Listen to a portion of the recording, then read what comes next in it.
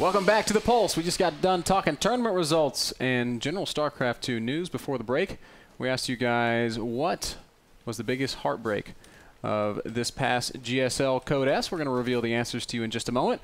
Coming up next is our hot topic. We're going to be talking about League of Legends. Now, I know this is a dangerous subject in our community, but it's one that is definitely worth broaching. Before we get too deep into the discussion, we sat down with Monte Christo. Monte Christo is the League of Legends commentator for OGN. He's got a long history with the game and has worked countless events around the world. This is what he had to say about League of Legends and about some of the connections it makes to the StarCraft II community. So we're here to talk about the growth of League of Legends and how it's just hit a meteoric height. Can you explain to me and maybe even talk about different specific instances where growth exploded, and why do you think the game has gotten to this astronomical level that we haven't even expected yet? I think a lot of it has to do with how well the players have cultivated personalities on stream and drawn huge streamer numbers. I think a lot of it is just the popularity of the game. I mean, there are just so many people. It's the most played game in the world pretty much right now. And when you have that, you just have the streams with it, and you have the promotion of the esports events by Riot in client. You have the setup of all of these tournament circuits that Riot funds and puts money into so that the esports scene will continue to grow and develop. And it's a worldwide phenomenon. How much would you attribute to Riot's involvement to its percentage of its success? I think that Riot has become so intertwined and with esports, and they are really huge proponents of esports at the core, that I think that they probably wouldn't have seen the numbers that they have if they didn't actively push esports. Is there anything that you would suggest for StarCraft II in order to improve it to that kind of level? Honestly, like, Blizzard's done a lot right. League of Legends has a garbage client that still doesn't even have a replay system. And you're looking at some really awesome features implemented in Heart of the Swarm, like the ability to watch replays together. Like, I would love just a replay for League of Legends, and you guys are getting that. There are a couple more things, like microtransactions, like a bit more money into esports that I think will really get them over the hump, as it were. I think from here on out, it really is League of Legends and StarCraft II going hand in hand. If you're talking about pitching a major organization like ESPN, I think that it's better to bring both games together than have either one independently, because it'll add depth to the esports scene. Like, I'm not interested in some sort of esports League of Legends monoculture at a big level, and I don't think any of the big companies would be either. So I love the combination of those, and I think that, like, if we can get those two games to work together to actually break into the big time as the two biggest esports in the world, I think that's going to be the way forward. So in my mind, it would be good for Riot and Blizzard to work together a bit to see how they can make this happen, how they can maybe start creating some sort of pitch system together. I know it's far-fetched, I know. I'm not saying I think it's likely, but I'd love to see that. Big thank you so much to Monte Christo. You can follow him on Twitter at GGC Monte Christo. Have at it, boys. League of Legends is huge, guys, but have you ever sat back and asked yourself just how big? Well, Riot recently released an infographic that details it. Check this out.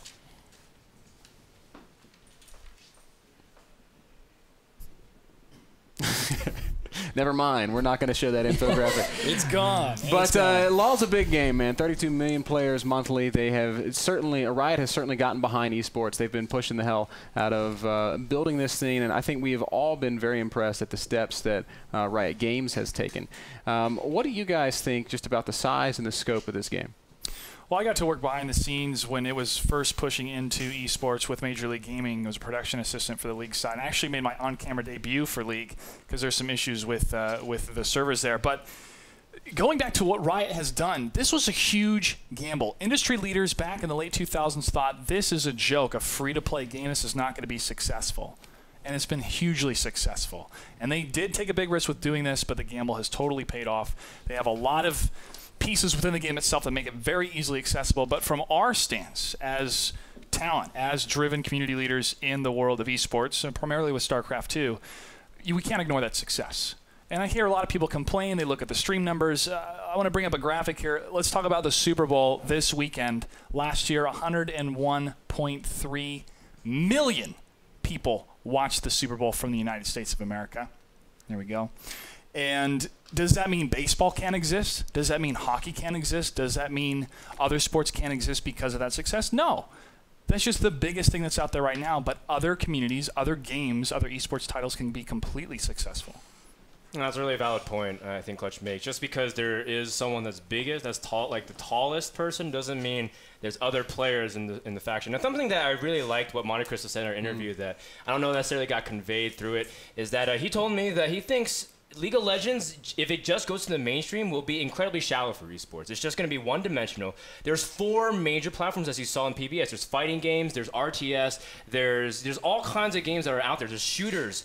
If you just have League of Legends, it's very shallow because afterwards you do kind of get bored once in a while. You need to play other games. That's what makes gaming cool. There's such a big variety. He says, and he told me that he thinks StarCraft II and League of Legends will go hand in hand. Tournaments will always have those two because you offer one versus the other. You have a break. Sometimes you watch a little bit too much StarCraft, you go check out League, and vice versa. I've never had that feeling in my life. Yeah. But for the casual fan, not everyone's as beast as you are, kid. My analogy is like League of Legends is the Walmart, and StarCraft is like Whole Foods. You know, we're a little bit snobby. We require a little bit more. Yeah, everything's a little bit more expensive, but League, you can't deny them. They're huge. Walmart's huge. They are huge, man. It is just absurd. I got my start in StarCraft doing a coaching show, 12 weeks with the pros, and I did like episodes for like 6 months, making just tirelessly creating content for people, getting on the best players, the most exciting players, and like my most popular 12 weeks video ever might have gotten 20,000 hits, right? I did one 12 weeks with the show's pro for League of Legends while I was working. One day. One day, 1 hour, while I was working at the Intel Extreme Masters doing with ESL doing the IEM Kiev. Check this out. Look at this. Look at the number of hits that you've got on this video. 270,000 hits for Ocelot talking about Cassiopeia and like telling you how to play LoL. Yeah, telling me how to play, and he had plenty to say because I'm clueless.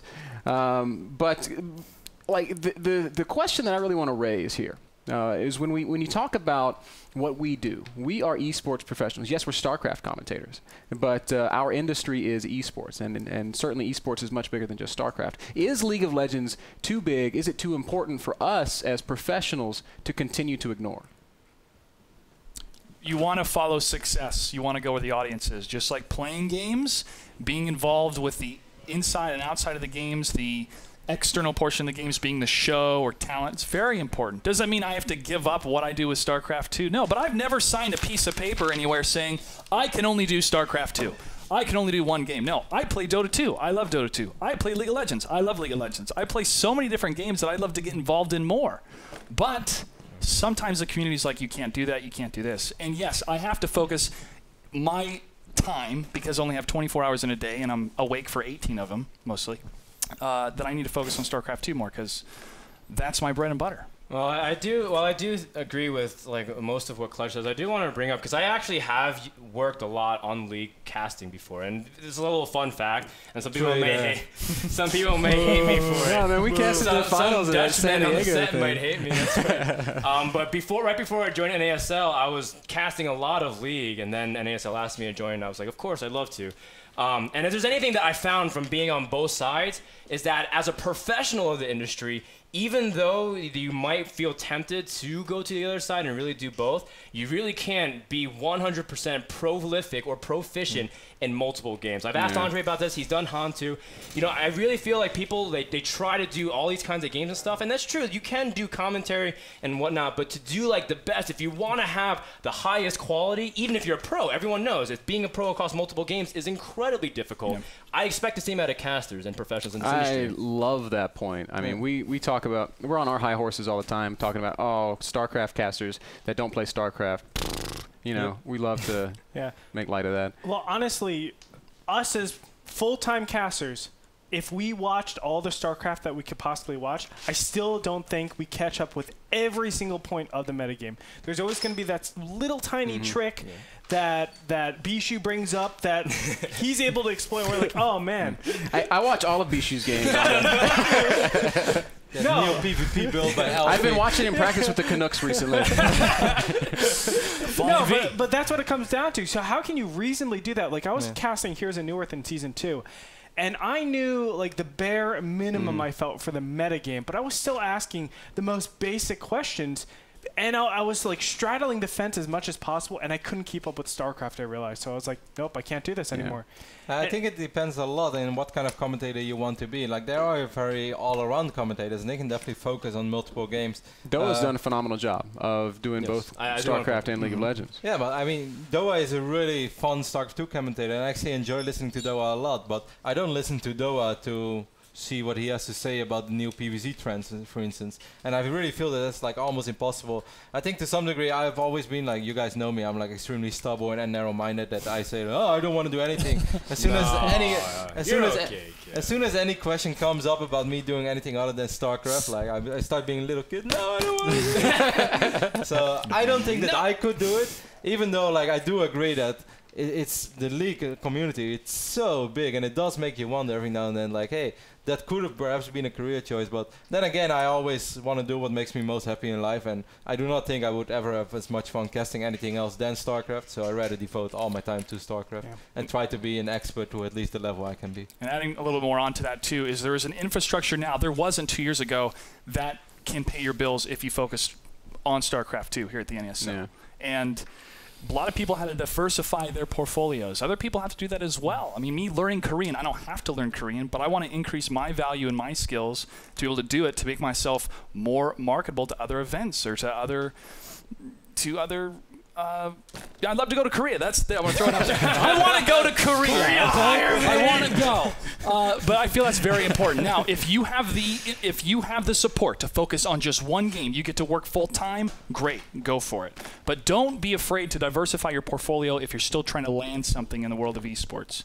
I think diversifying is really good, but it's also a respect issue too. I think a lot of people need to understand that, like, League, what they're doing is absolutely brilliant for esports. Like, do you see the way they're modeling Season 3? Oh my gosh. It's absolutely incredible, because where do you go from what Season 3 is doing? They're having set up leagues within different continents. So they have NA and EU. From there, they have teams that can compete, and there's up and downs within the mid-season, so people are always contending. From there, what do you have? You have teams that want to make trades because obviously they're not satisfied. Then you have contracts. You have people that are negotiating. You have rumor mills. You have news covering constantly daily activity.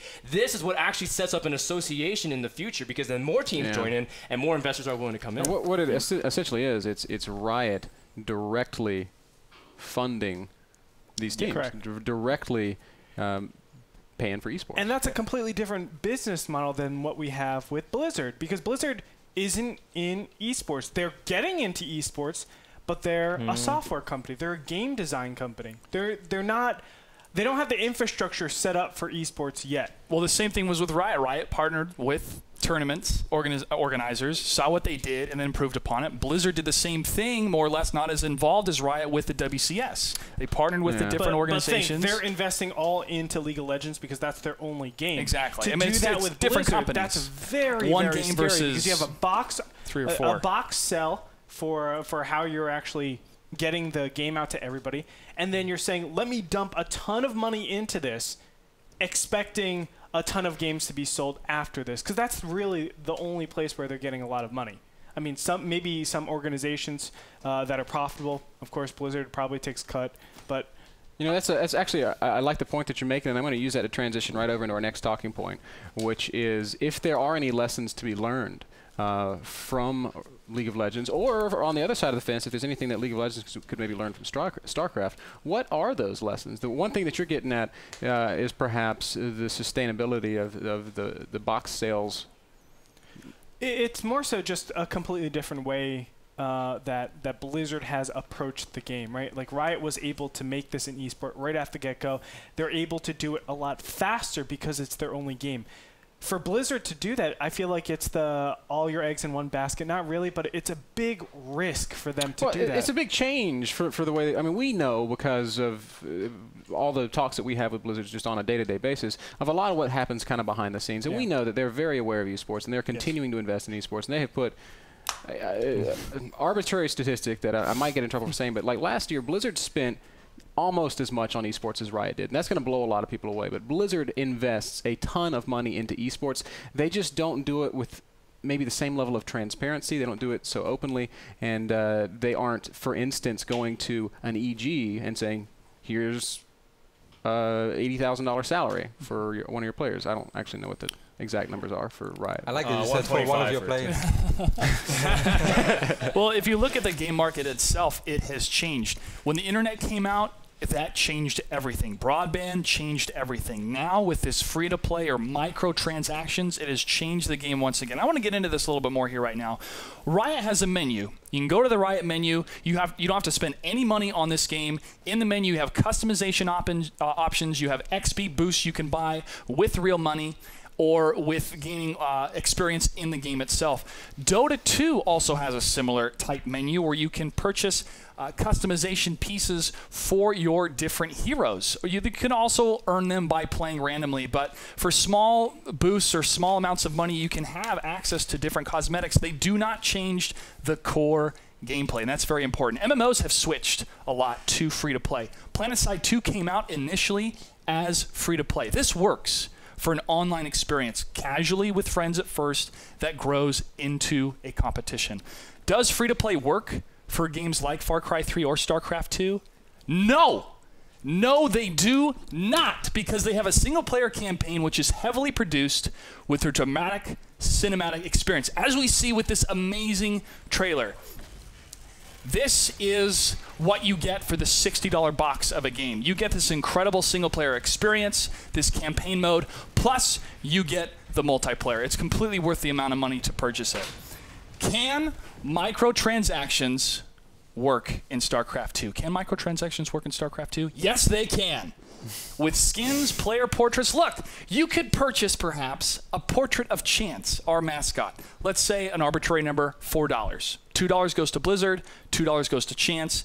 Everybody's happy. This does not affect the core gameplay. Why wouldn't you want to support Chance? He's awesome, and support Blizzard. Guys, listen, we say this with brevity. We say this tempered because Blizzard, I'm sure, knows of these things. They're working on these things per chance, and they may be features released in Heart of the Swarm.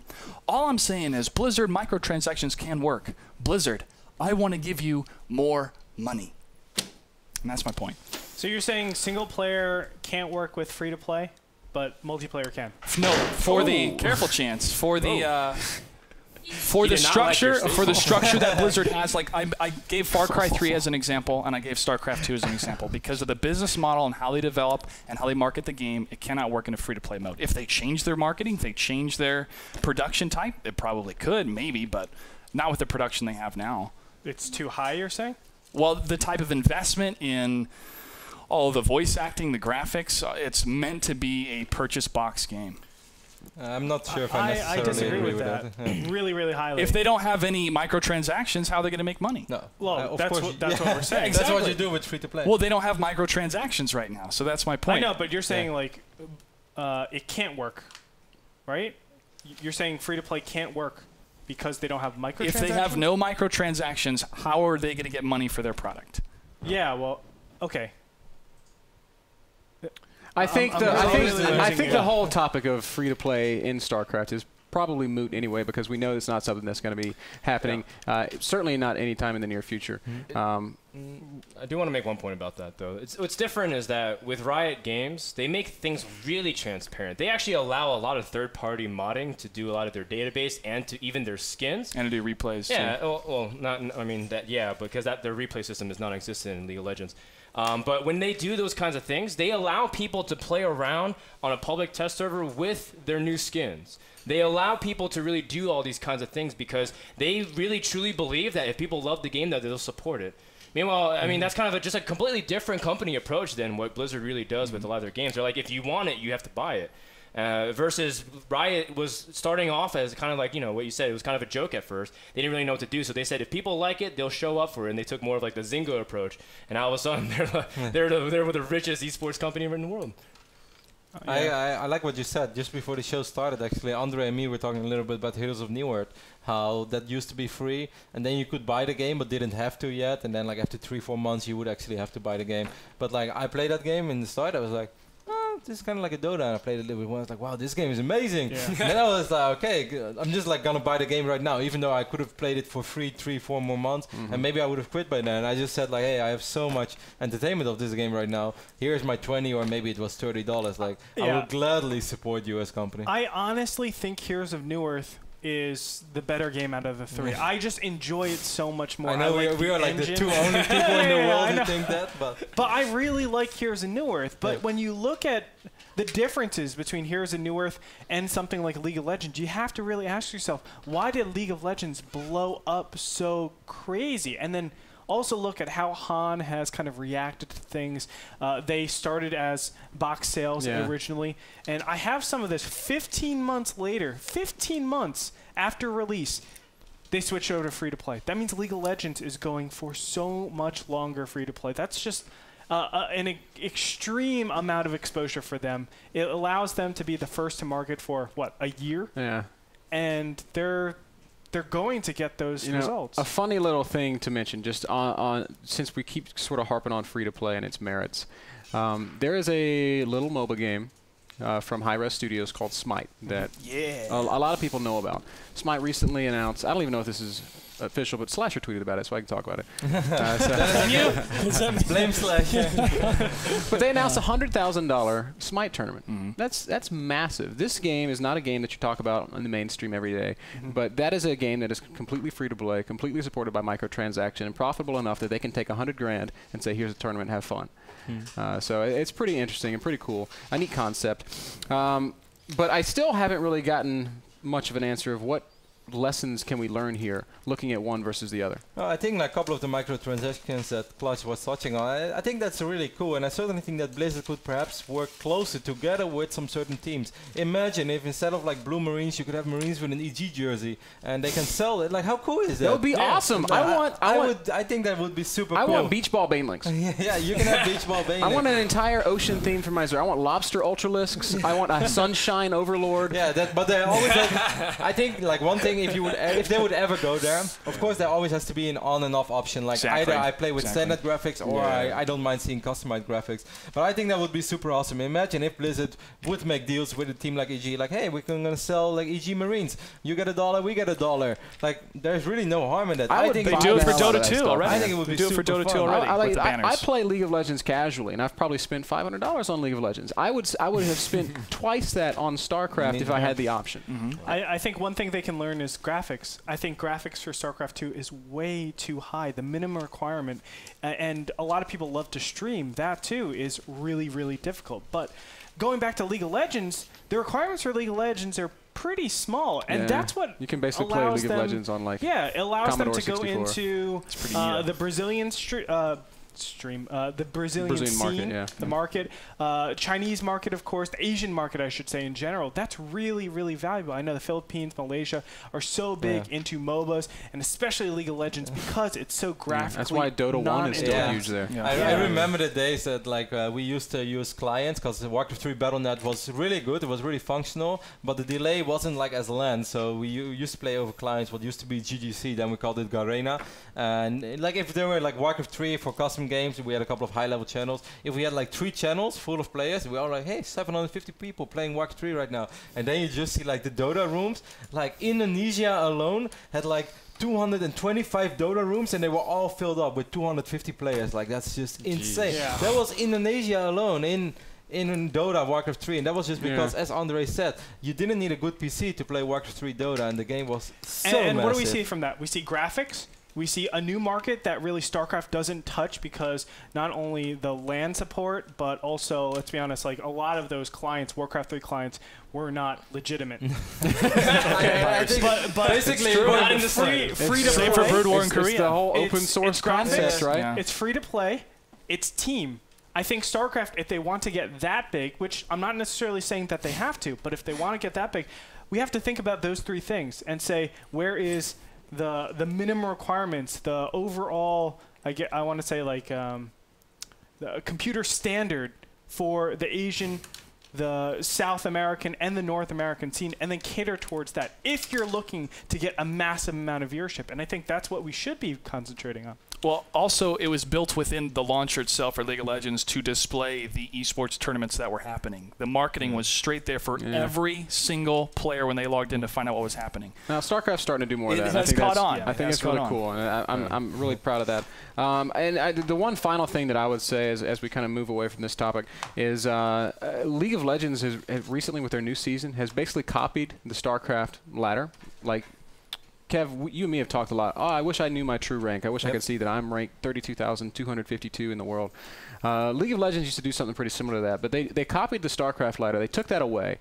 But they also built upon it, and they've built this new system where it's so cool because you go into your individual Diamond League, right, with 100 people in your Diamond League. I'm just using StarCraft terms here. But when you get to the top, when you get rank 1, now you're in a placement match.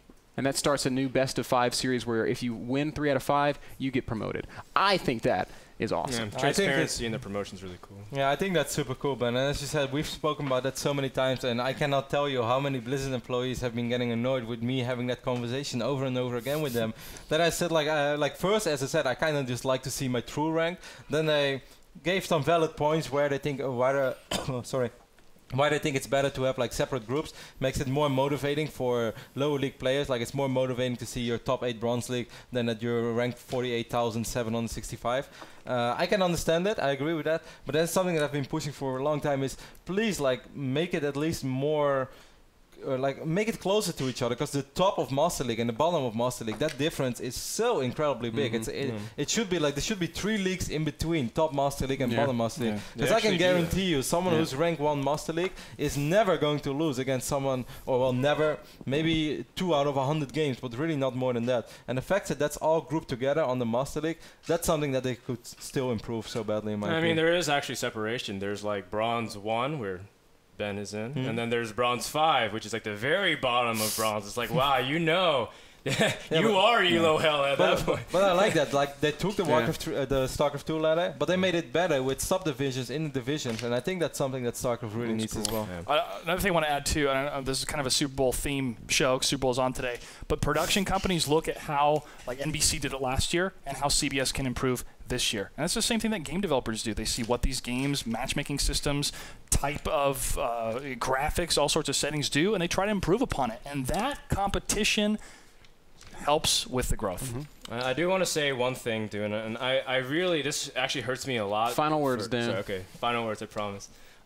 Is that one thing I really loved about Brood War, and I didn't really play too much Warcraft 3, but I did, but was the custom games and like being able to like not actually play StarCraft, but you are at the same time. Like I love playing like the silly defense games or like RPGs and stuff like that. Like super fun. Yeah, or like even like stupid bunker wars games.